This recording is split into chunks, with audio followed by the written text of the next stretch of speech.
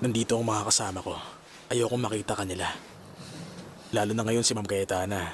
Hindi kasundo ng mama mo. Oo nga, tama ka. Pero alam mo, sigurado ako magkakaayos din sila kapag nakalimutan na nilang nangyari kina Irina at Dario. Sana nga. Eh ikaw, kumusta ang pakiramdam mo? Hindi ako okay, Pablo. Nung buhay pa si Papa, panatag ang loob ko. Ngayon para akong walang direksyon. Mahal ko, nandyan pa naman ang mama mo. Hindi. Kahit na nandyan siya, alam mo namang hindi kami magkasundo. Alam mo ba kung anong ikinakatakot ko? Ngayong wala na si Papa, well, lalo siyang lalala. Alam mo yon? Ay, ano ka ba, mahal ko? Kung pwede ko lang kunin sa'yo yung lungkot na nararamdaman mo. Tara, kung gusto mo, mga bayo tayo. Kasama ni Andrea yung friends niya. Nag-away daw sila ni Horacio. Alam mo, dapat bantayan mong maigi si Andrea para hindi siya matulad dun sa mga kapatid niya. Baka mamaya gayahin niya din sila. Iba si Andrea sa mga kapatid niya. Bukas na nga palang birthday ni Sofia. Ito ang first time na hindi ko siya makakasama. Kalimutan mo na siya, Cayetana. Tama na. Hayaan mo siya mag-celebrate ng sarili niyang birthday nang wala siyang pera. Huwag kang magbago. Ganyan. Isang makapangyarihan at magandang babae. Matatag. Yun ka. Ito. Ano to? Sulat? Nakausap ko yung anak ni Valverde. Nakalagay dyan yung mga kondisyon nila sa pagbili sa bahay ng mga Gallardo. Kung okay ka na sa mga nandyan, pwede na tayo magtuloy sa next step. Okay, mukhang wala namang problema. Well, okay.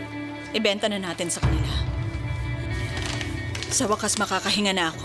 Matatapos na din ang chapter na to sa buhay ko.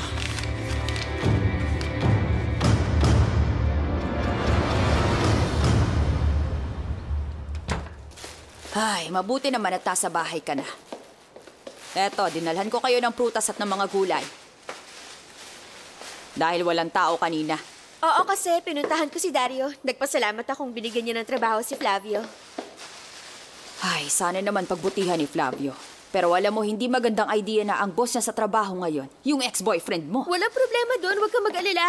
Kasi mabuting tao si Dario, para siyang turtle. Sa itsura niya mukha siyang tigasin at suplado, pero malambot siya sa loob. Hindi siya naghihinanakit, kaya huwag kang mag-alala. Si Sofia, kumusta? Ay, okay lang siya. Siyempre maganda pa rin at yung tiyan niya lumalaki na talaga. Ay, Juana, alam mo ba? Birthday niya bukas, kaya gusto ko sana siyang bigyan ng regalo. Ba't di natin bigyan ng regalo para dun sa baby niya? Tama. Ako na ang bahala doon. Ikaw na lang ang magbigay sa kanya. Ay, Juana, ang sweet mo naman. Salamat talaga, pero nakakahiya. Kaya wag na. Pero meron ako naisip na ibang paraan at kakailanganin ko ang tulong mo para magawa ko yun. Ano yun? Naisip ko, ngayong hindi na nagtatrabaho si Samuel dun sa restaurant, pwede ba akong pumasok na waitress?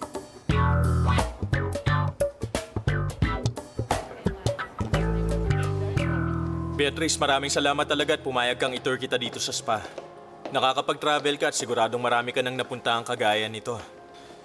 Anong masasabi mo? Maganda naman. May nakita kong pwedeng idagdag para lalong gumanda. Pero gusto kong subukan yung mga treatment na in-recommend mo sa akin. Okay. Sakto. Dario, gusto ko ipakilala sa'yo si Ma'am... Anong ma'am? Mali pala. Si Nena Alcazar. Si Dario ang may-ari ng spa. Kilala ko na siya. Congratulations, Dario. Maganda ang ginawa mo rito sa bagong business mo. Tawagin mo na lang akong Nena. Nena Alcazar, ang may-ari ng financial bank. It's an honor na bumisita ka dito sa spa.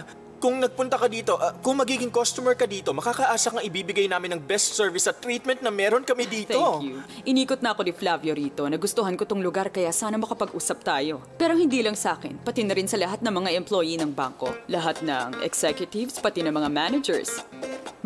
Kung bibilangin lahat, aabot siya ng mga 170 persons. Okay lang sa'yo?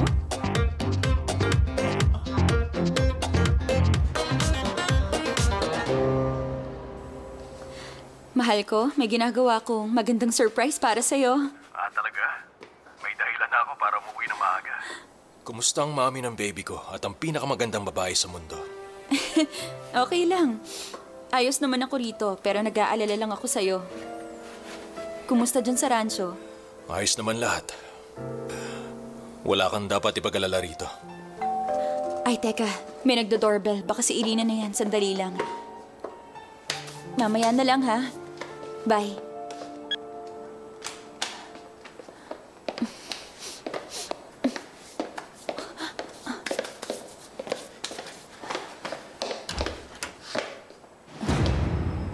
Mama?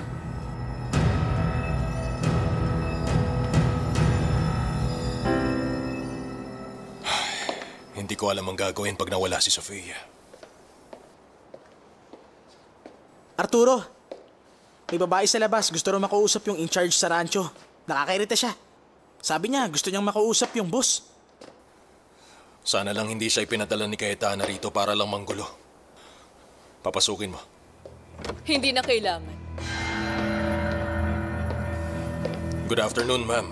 Ako si Arturo Ray, manager ng rancho. I'm Isadora Valverde. Sa wakas, nagkakilala din tayo, Arturo Ray.